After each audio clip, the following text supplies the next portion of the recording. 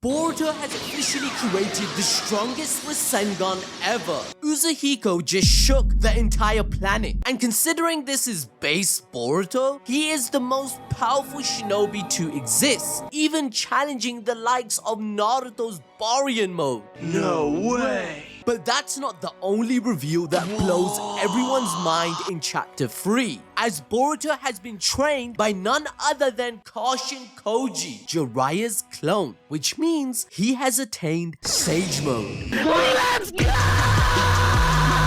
But first, I need to tell you about Dungeon Hunter 6. We all love watching Boruto cut through Code's 10 Tails army like fodder, right? Well, this free-to-play mobile action RPG is the latest addition to the iconic hack and slash series with a unique hero collection feature. For every boss you beat, you can not only loot, ride, and fly them, but also make them your sims and summon up to 3 of them in battle. The gameplay has also had a creative overhaul, allowing you to transform into a cutesy-wootsy cat for stealth, as well as a customizable mounting system to ride around with. It's super fun to grind out with your friends and build a guild to battle into real-time guild wars. By using my link below or by scanning the QR code on your screen right now, you will not only be helping out our channel big time, but you can install Dungeon Hunter 6 for free on iOS and Android with a special $50 starter pack, including 10 summoning scrolls, 1 SSR Lieutenant Demonic Wolf,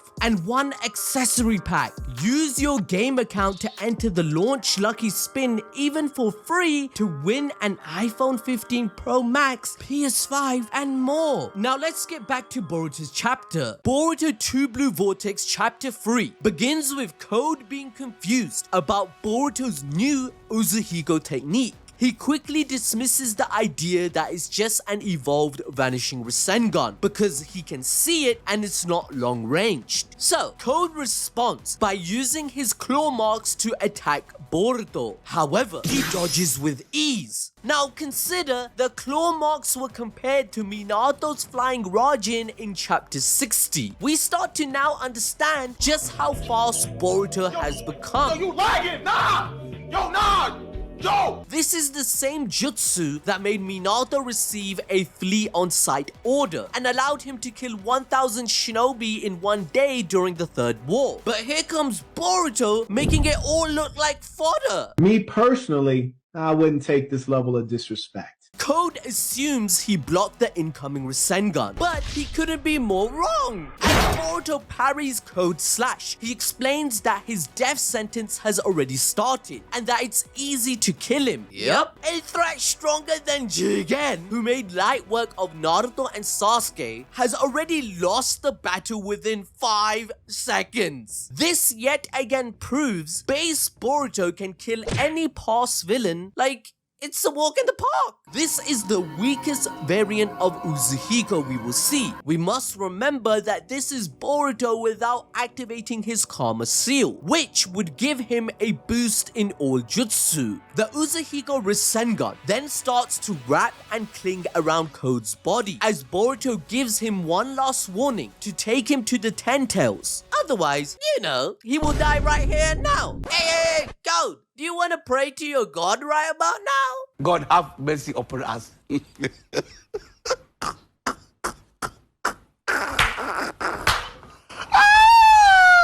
So what exactly is going on? Because as Code is hit by the jutsu, he cannot proceed to do anything against Boruto. Code takes L after L, trying to hurt him, and believes Boruto has unlocked Ultra Instinct as he keeps moving around. He states it's not on the level of dodging, it's not genjutsu or cloning. However, what is actually going on is Code's equilibrium has been destroyed. His whole body is spinning, much like planet Earth. Now, I'll explain the anime bullshit science in a moment because Boruto isn't done, as he directly hits Code with the Uzuhiko Rasengan. It was at this moment that he knew. He f***ed up. The attack further wraps the chakra around his body on impact. This attack pushes Code back as he's basically being attacked by a tornado. Or at least he's gonna wish it was just that. Wait, what I'm about to tell ya. Because Damon reveals what Boruto has actually done. He states this power shakes the planet and is a move that uses its rotation. What the does that mean, Kobe Bryant? You're welcome. Let's just acknowledge the fact that Boruto just shook the planet with a Rasengan. He has become planetary, having a better feat than even Naruto's Baryon mode. However, addressing the first question on your mind, how does Damon know this? Well, we cannot forget that Amado said Damon has Shibai's genetics, the Utsuki who attained godhood and has mastered Shinjutsu. We also know Damon has the ability to sense power and its unique quality, as seen with his reaction to Himawari. So this isn't something new. In fact, it was confirmed in chapter 60 that he has many hidden abilities, but Ada stopped him from revealing what they are. However, in terms of the second question on your mind, Boruto is using the Earth's chakra to synergize the kinetic energy that is moving the Earth on its axis. He was then able to direct the rotation and apply it to Code, making his world literally flip upside down. Code is experiencing extreme confusion in movement and is out of sync with the world around him. He is literally spinning whilst he is stuck in motion, as highlighted with him seeing multiple Uzumaki whirlpools and claiming, "What is this rotation?" Basically, the man is infinitely dizzy. The damage is semi-permanent as Boruto has control over this death sentence to anyone suffering from its effects. Just look at the chapter, bruh. No matter how many times Code tries to stand up, he falls right back on his ass. Are you not embarrassed? This is really embarrassing. The Uzuhiko Rasengan still essentially works the same as a normal Rasengan, which is the rotation of chakra in multiple directions, to then be contained and used as a weapon. The main difference with Uzuhiko is that Boruto is not using his own chakra or even rotation. Usually, once a Rasengan is used, it will disperse. However, Boruto is using the Earth's energy, which is constantly provided as the Earth spins. This is what makes the jutsu permanent, as it will only stop when either Boruto deactivates it or the Earth itself stops spinning on its axis. Basically, imagine the Earth being the hands that are rotating the chakra, and Code is literally in the ball of it all, hence originating the motion of the spin from the ground itself to then push it outward. Boruto explains this is a strike back from the planet that Code swore to destroy. It's getting revenge and payback on that little bitch. Therefore, it looks like Boruto's new technique is on par to a Shinjutsu. That's why he's the GOAT! The GOAT! And just for that detailed explanation, can you smash the like button on this video, subscribe and hit the notification bell, as we will always want to cover Boruto content for you.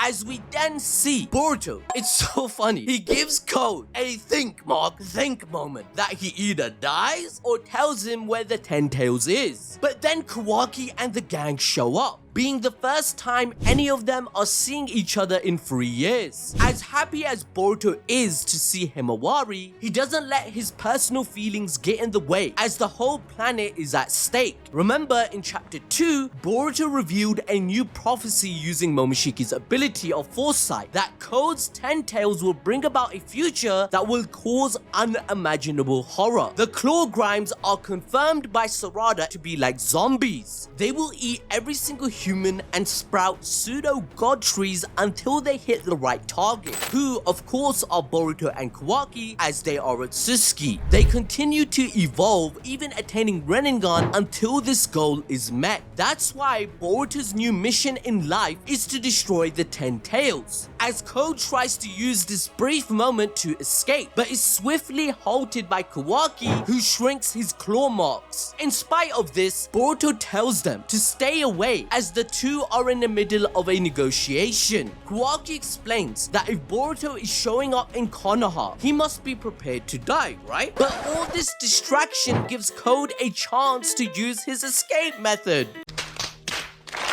Now, to no one's surprise, Boruto warned Code in chapter 2, the claw grimes are not tools, but life as they are evolving. But Code keeps proceeding to use them as tools to literally escape, as it instantly dies to Kawaki, which foreshadows how they will defy him in the future as they gain free will from their master, eventually evolving, learning to speak, and finding out this bitch isn't worth listening to and he keeps using us as tools. That is why Boruto keeps calling him an idiot. No cap. But despite being responsible for literally ruining his life and letting his arch nemesis escape, Boruto is happy to see that Kawaki and his sister are doing well, highlighting Boruto's trust in Ninshu and his shinobi way. Meanwhile, Kawaki points out that, oh, Boruto, you looking kinda dripped out, you looking saucy. And then he wonders if Sasuke adopted his ass. He skips all the small talk and immediately starts throwing death threats, explaining how he'll help Boruto die here and now, and that dying in his hometown wouldn't be a bad thing, right? Boruto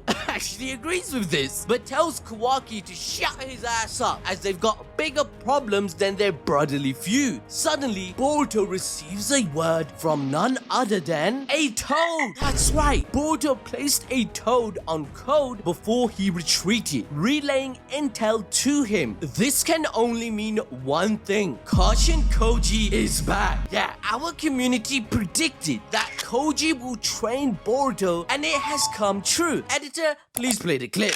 But in the meantime, to continue his shinobi training, he will need someone to train with, that person being Kashin Koji. Now, why would Kashin Koji train Boruto? Well, in chapter 16, Kashin Koji stated, "The land of fire. I seem to be linked by fate to that village." This motif is similar to Jiraiya, whom he's a clone of. Jiraiya was in search of the child of prophecy who would save the world. Therefore, Naruto and Boruto are both children of prophecy. For example, he has the pure eye and is the star of hope against the impending doom that will come to the world, as Tsunori stated. This brings us full circle to why Koji has a feeling that his fate is linked to Konoha. With his tutelage and intel, he can bring about a change in the world by helping the Star of Hope. As Ishiki himself stated, Kashin Koji is the Star of Change. This is much like how Jiraiya helped Naruto fulfill his prophecy that saved the world. For example, remember in the first few arcs, Kashin Koji made sure Boruto would meet Kawaki because he wanted to understand what resonance was. He was doing research on the karma to find out how to destroy its power. Kashin Koji stated he was programmed and curated for the very reason of eliminating Otsutsuki. Ishiki then states that Kashin Koji's pride as a shinobi was the human weakness that Amado preyed upon to use him. Therefore, it makes sense that Kashin Koji is helping Boruto, as he states he is still a shinobi in the future scene against Kawaki, and he will use its ideals to go up against him. Furthermore, in chapter 48, Ishiki states the genetics of Jiraiya, whom he is cloned from, holds a mighty fate that has a minuscule possibility of change. All genetics have a predestined fate. But much like Boruto, Kashin Koji wants to defy Ishiki's words, which makes their team up make sense. Let's not forget chapter 60 on top of that, when Amado claimed that both of them created multiple scenarios for various outcomes that will occur. Therefore, Koji must have believed the truth Boruto would tell him, especially since the likes of Jiraiya was a master investigator. He even figured out Sasuke came from the future in the time travel arc. This leads us to believe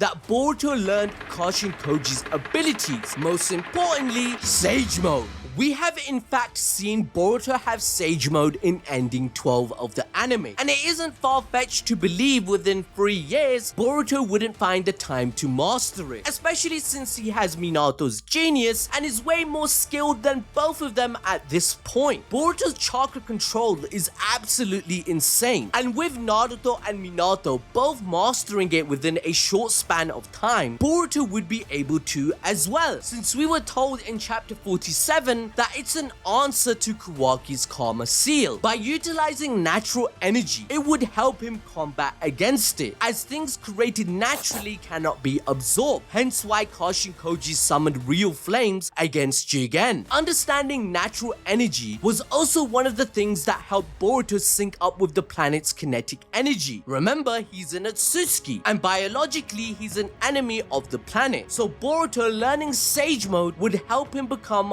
one with the planet's will. We then see Code in his domain, barely standing due to the effects of the Uzuhiko Rasengan. The chapter then reveals to us the looks of the 10 tails after 3 years. And bro, like, Code's been sucking off his pet a bit too much because the guy has no more chakra, he's sucking all the chakra up. The 10 tails has been depleted of all of it, and it's here where Boruto reveals his plan. He knew Code was an idiot and he was never going to reveal the location of the 10 tails. That's why he allowed him to retreat, placing a toad on him to get what he wanted. The base of the 10 tails resembles the Gido Mazo, which is the husk of the 10 tails in Naruto's story. Remember, that remained after its chakra was separated from its body. Code even placed a claw mark over its face like a blindfold too. Now, to enjoy more peak fiction, why not learn how Yuji Itadori became the demon god and gained Sukuna's powers?